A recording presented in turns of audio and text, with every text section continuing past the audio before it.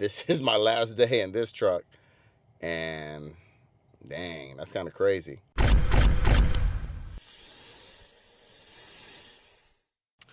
All right, welcome back, everybody. Just a few things. I've had plenty of issues with my Cybertruck, and it's getting dark. The sun is setting, just like my relationship with this Cybertruck is, because I've had plenty of issues with it.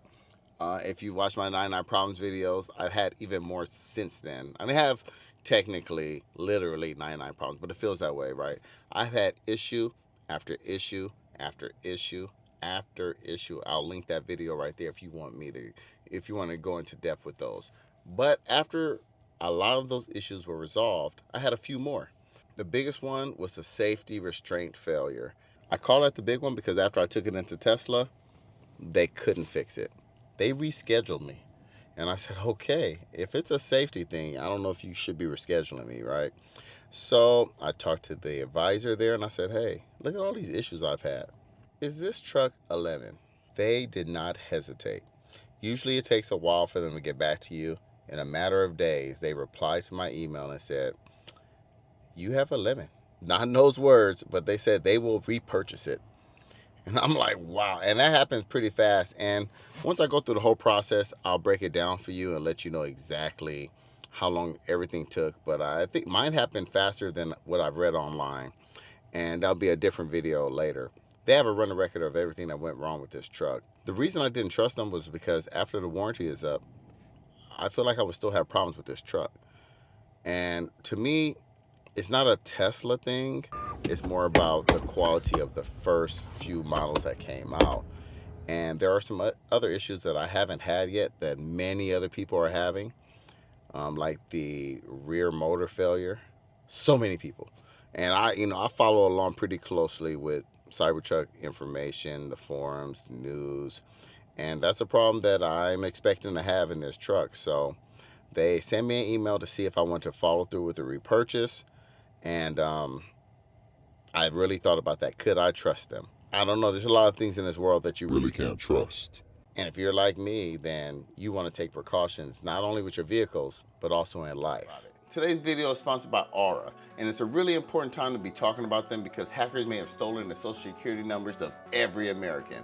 Over 2.9 billion records were stolen from National Public Data, which offers personal information to employers, private investigators, staffing agencies, and others doing background checks. These stolen records include a person's full name, address, date of birth, social security number, and phone number, along with alternate names and birth dates. And members of this hacker group have reportedly released this information out on the internet for free. So if you weren't taking precautions with your personal information online before, this should be a huge wake-up call. You've never been more vulnerable online than you are right now. But I'm not too worried about it because I use Aura. Aura alerts me if they find my phone number, email, or social security on the dark web. Yep, that dark web. They're gonna let me know if anyone tries to use this information to access my credit or bank accounts. They'll give me up to $5 million in identity theft insurance should the worst case scenario happen. They also provide a bunch of other features to keep you safe online, all within one app. You can go to my link to try it for 14 days for free, which is enough time for Aura to go through and find out if anybody has your information out there. I highly recommend you do this right now because not only is National Public Data not going to do anything to help you, they're probably not going to face any repercussions because of this leak. I'm not going to leave my family vulnerable to any data breaches, and if you don't want to either, click that link in the description to try it for 2 weeks. So after thinking about all that, I talked to my wife and I said, I love this truck, but you know what? I just can't trust the fact that I won't have a lot of issues after the warranty is up. So I submitted it and I said I want to go through with the process. And it was hard to do, but you know what? I said if I want to come back and get another Cybertruck down the line, that might be the best option, right? So they put through the paperwork and then they sent me how much money I would be getting back. All of it. They're giving me all my money back except for the mileage that I've used. They factored that in, I think like $1,500 at the most. But I'm getting all the rest of my money back, my registration back, all of that. And the last step was I had to approve that. Once I did that, they were going to give me a surrender date is what they call it, a surrender date. That took a while. Again, that video is coming. But I got the phone call today. My surrender date is tomorrow. And it's real now, right? It's real. while I was going through this process, I tried out many other vehicles. You saw the Rivian. I checked out the BMW, not the SUV, but just to see what the BMW ecosystem is like. I tried out the Hummer. I tested out the GMC Denali Sierra EV, and I felt like a free agent checking out a lot of vehicles. But I'm leaning towards getting another Cybertruck. I don't know how I feel about that. I haven't decided yet, but Cybertruck has tons of features that I really love, like the steer-by-wire. I love it. I love how solidly built this is, like from the exterior, because it's a pretty windy day, and I can show you. It's a pretty windy day out there, and sagebrush and tumbleweeds were flying all over the road, and one hit the side of the truck, and I didn't feel the sway of the wind at all. I wasn't worried about being in here. Stuff like that, those are little things, but those are big things. I'm talking about just the pros, just the things that really stood out about this truck.